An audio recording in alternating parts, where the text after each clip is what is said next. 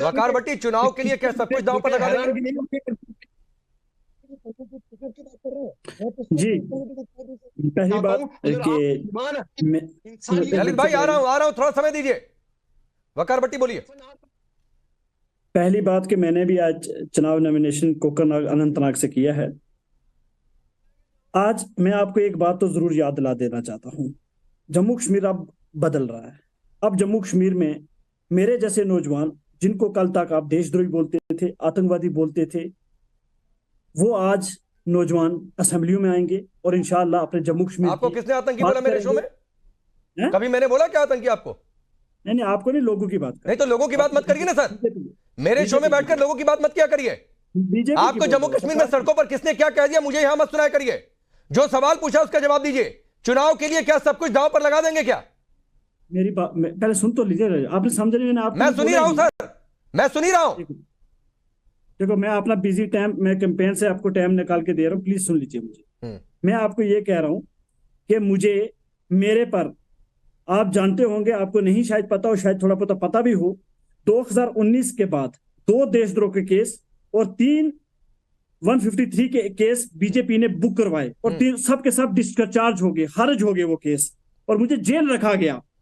BJP के लोगों ने, बीजेपी के बड़े बड़े लीडरों ने मेरे खिलाफ एफआईआर की। अरे तो वकार भट्टी, आप देश में इकलौते आदमी थोड़े नहीं है जिन पर देशद्रोह का केस दर्ज हुआ होगा। देश के दूसरे हिस्सों में भी ऐसे केस दर्ज हो गए हैं, और अगर गलत केस होता है तो डिसमिस हो जाता है, सही होता है तो आगे चलता है। ये रोना क्यों रो रहे हैं भाई? सर, जेल में रहना जो आपका, उसका खमियाजा कौन भुगतेगा? आप भुगतेगा। तो जाइए सर, कोर्ट में जाइए और कहिए कि जिन्होंने गलत केस किया इसका मुआवजा मुझे क्या मिलेगा। जाइए सर, आज हम लोग अदालतें हैं, सड़क पर फैसला थोड़े नहीं होगा। उसके लिए हमें मजबूर किया है बीजेपी की उस तानाशाही ने। बीजेपी ने जो 370 खत्म करके जम्मू कश्मीर के हमारे जैसे नौजवानों के अंदर से ये जगाया है। हाँ। और हमें जगाया है कि आओ इलेक्शन लड़ो असेंबली में। तो सर इलेक्शन लड़िए, ये बहुत अच्छी बात है, इलेक्शन लड़िए, और आप जैसा ही करना चाहिए कि इलेक्शन लड़ना चाहिए, बंदूक लेकर सड़क पर नहीं उतरना चाहिए।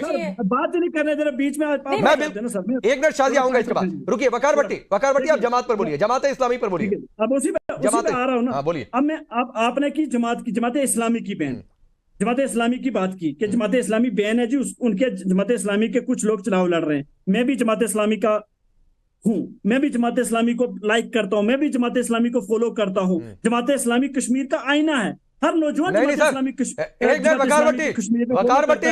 भट्टी सुनिए, अरे वकार भट्टी सुनिए, वकार भट्टी जो पत्थरबाजों को प्रमोट करे, जो आतंकियों को फंड करे, वो आईना नहीं हो सकता जम्मू कश्मीर का।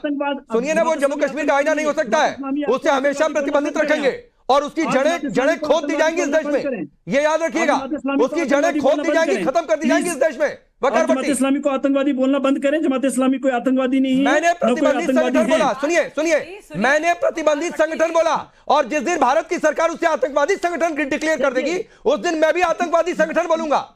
लेकिन उस पर आरोप है कि उसने आतंक को प्रमोट किया, उसने पत्थरबाजों को प्रमोट किया, उसने आतंकी संगठनों को फंड किया। सुनिए, जिस दिन साबित होगा उस दिन चर्चा करेंगे दोबारा जमात इस्लामी। तो सर अभी एक लाइन लेकर चलिए कि जम्मू कश्मीर का आईना नहीं है जमात इस्लामी। सुनिए, और पहले सुन तो लीजिए।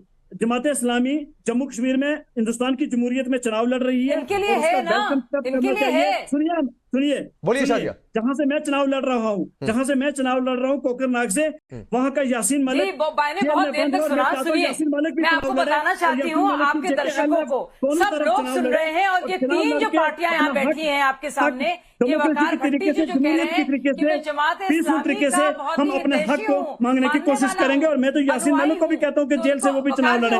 मैं तो मसद आलम को भी कहता हूँ चुनाव से, जेल से वो चुनाव लड़े। मैं तो नाइम खान को भी कहता हूँ चुनाव लड़े। खुलेआम कह रहे हैं कि आप जमात इस्लामी को पसंद करते हैं।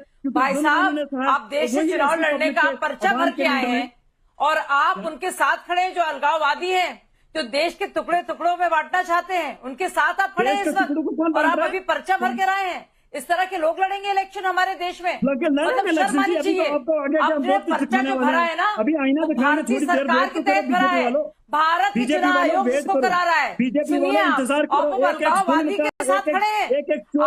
अरे सुनिए, वकार भट्टी टुकड़े करना चाहते हैं, वकार भट्टी, इसको सुनिए, वकार भट्टी सुनिए, सुनना पड़ेगा आपको सुनना पड़ेगा। सुन लीजिए, सुन लीजिए। आपने अपने बाप की नहीं सुनी, मैं आपकी सुनूंगा। अरे चुप करो मैडम, जब अपने बाप की आपने सुनी, मैं आपकी सुनूंगा। आपको और मैं जम्मू एंड कश्मीर के लोगों से कहूंगी, आपने अपने बाप की नहीं सुनी मैडम। जहर उगलने वाले लोग कैसे हैं? बाप इमाम था, मौलवी था, भारत के खिलाफ जो जहर उगलने वालों के साथ खड़े हैं, ये जहरीले शख्स हैं आप लोग। सबकी आवाज डाउन करिए, पीसीआर सबकी आवाज डाउन करिए, पीसीआर सबकी आवाज डाउन करिए। 1 मिनट शाजिया सुनिए। वकार भट्टी किसी के बाप पर मत जाइए। आपको यहां पर इसलिए नहीं बुलाया कि किसी का खानदान आप देखिए। इनकी आवाज अभी डाउन रखिएगा। शाजिया अपनी बात पूरी करिए। और आपने मुसलमानों को देखिए, ये क्या कहना चाह रहे हैं? ये घाटी के मुसलमानों को अपनी तरफ मुतासिर करने के लिए और आकर्षित करने के लिए कह रहे हैं जमाते इस्लामी जो कर रहा है सही कर रहा है। तो क्या आप देश के वो सारे मुसलमानों को और खास तौर से घाटी के मुसलमानों के बारे में कह रहे हैं कि वो अलगाव पसंद है, वो सेपरेटिस्ट एलिमेंट्स के साथ हैं? आप क्या कह रहे हैं? इतनी बड़ी तोहमत आप लगा रहे हैं मेरे मुसलमान भाइयों और बहनों पर। वो देश का सच्चा है बाशिंदा जो मुसलमान, चाहे कश्मीर का हो चाहे कहीं और हो, और आप मुसलमानों को इस तरह से बदनाम नहीं करेंगे ये कहकर कि वो अलगाववादियों के साथ खड़े हैं। नहीं, एक चीज और बात है शाजिया, एक और बात है, और इसके लिए मैं ललित अंबरदार के पास जा रहा हूं। ललित अंबरदार, वकार भट्टी पिछली बार भी शो में थे। यासीन मलिक की तरफदारी, जो आदमी जेल में बंद हो, जिस आदमी ने वायुसेना के जवानों पर गोलियां चलाई हो, जो यहां पर अलगाववाद को प्रमोट करता रहा हो, जो दूसरे के बच्चों को यह कहे कि जाओ पत्थर चलाओ अपने बच्चों को बाहर भेज दे पढ़ने के लिए, जिस आदमी की बीवी, अगर मैं ठीक हूं आप करेक्ट करिएगा, पाकिस्तान के प्रधानमंत्री की सलाहकार बन जाए, वहां पर जाकर संगठनों के साथ खड़ा हो, उस आदमी को यह वकार भट्टी अपना आदर्श मानते हैं। यासीन मलिक, मैं क्या बताऊं आपको, ये तो शुरुआत है। आने वाले दिन में दुखे जैसे इलेक्शन की कैंपेनिंग बढ़ती जाएगी। कश्मीर की तरह कश्मीर के अंदर से आपको सिर्फ इस्लामाबाद प्रेरित जहर उगला जाएगा।